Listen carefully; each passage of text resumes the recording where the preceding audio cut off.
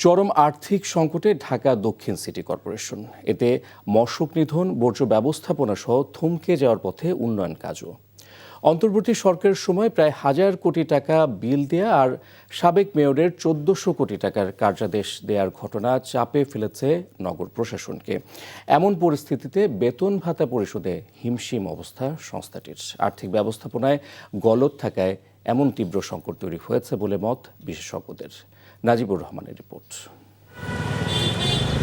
দক্ষিণ সিটি কর্পোরেশনের অর্থ সংকট এমন পর্যায়ে পৌঁছেছে যে এতে দৈনন্দিন সেবা বন্ধ হওয়ার উপক্রম সংস্থাটির।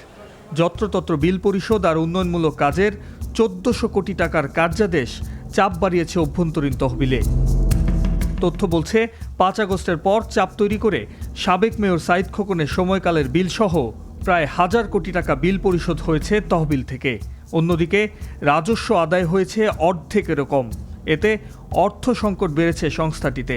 ঢাকা দক্ষিণ সিটি কর্পোরেশনের তথ্য বলছে গেল মাসে কর্মকর্তা কর্মচারীদের বেতন পরিশোধে ঋণ করতে হয়েছে নগর প্রশাসনকে। চলতি মাসেও বেতন বোনাস নিয়ে শঙ্কা আছে তাদের।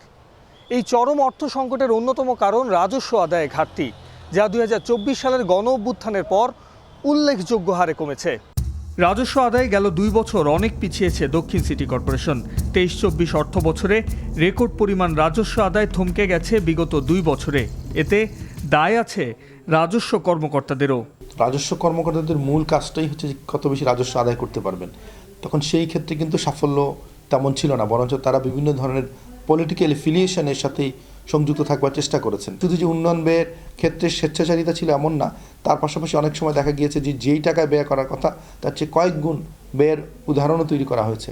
এবং বাংলাদেশে আওয়ামী সরকারের সময় যে অতি খরচের প্রবণতা, যে ১০০ টাকার খরচ ৩০০ টাকা প্রজেক্ট নেওয়া, এই প্রবণতা থেকে কিন্তু সেই অন্তর্বর্তী সরকারের সময় এটা আমরা কমতে দেখিনি। অর্থ ব্যবস্থাপনায় ঘাটতি ছিল দক্ষিণের নগর প্রশাসনের, এমন মত অর্থনীতিবিদদেরও। নিশ্চয়ই কোনো রকমের বড় রকমের আর্থিক দুর্নীতি হয়েছে। তার কারণ সিটি কর্পোরেশনের ভিতরে অনেকগুলো আয়ের উৎস আছে এবং সেই আয়ের উৎসগুলো থেকে যদি শুধুমাত্র সম্পদ সংগ্রহ করা হয়, তারপরেও এত কম আসলে রিসোর্স থাকার কথা নয়। ৫০০-৬০০ কোটি টাকা যদি হয়, ওই আয়টাও যদি হয়, তাহলে সেই টাকা তো থাকতে হবে, তাই না? কিন্তু আমরা তো দেখতে পাচ্ছি যে সেই টাকার কিন্তু ১০ ভাগের ১ ভাগও নেই।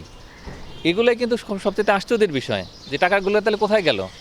এমন অর্থ সংকটের মাঝে নতুন দায়িত্ব নিয়ে অনেকটাই কিং কর্তব্য বিমূঢ় নতুন প্রশাসক। অভিযোগের তীর সাবেক মেয়র ও উপদেষ্টার দিকে। ৪০০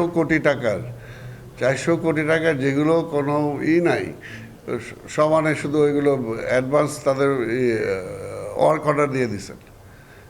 এত কোটি টাকা যে জায়গায় আমার ফান্ডে নাই টাকা, সে জায়গায় এত কোটি টাকা ওয়ার্ক অর্ডার কীভাবে দিল? তারপরে এটা ইন্টেনশনালি দেওয়া বা এর মধ্যে অন্য কোনো কারণ থাকতে পারে। আমরা চেষ্টা করব আর রেভিনিউ বাড়াইতে, আমরা এটা অলরেডি চেষ্টা করছি। চলমান অর্থ সংকটে বিগত ২ বছরে উন্নয়নমূলক কাজের কার্যাদেশ পুনর্বিবেচনার কথা ভাবছে বর্তমান নগর প্রশাসন। Najibur Rahman, NTV news, Dhaka.